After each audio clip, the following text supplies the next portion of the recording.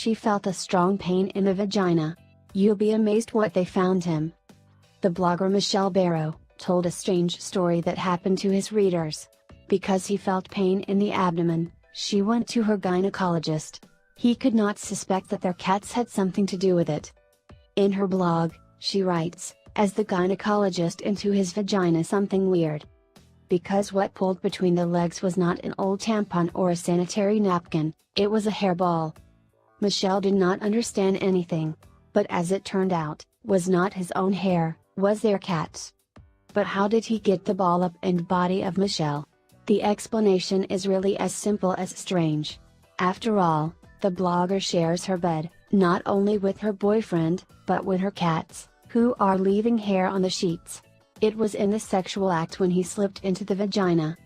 And these are the two guilty called Cricket and a Donut. Actually, they are very sweet, but yes, with hair. What we learn from this: keep your cat out of bed. For dogs, of course, the same applies. Share with all your friends who have a cat or dog.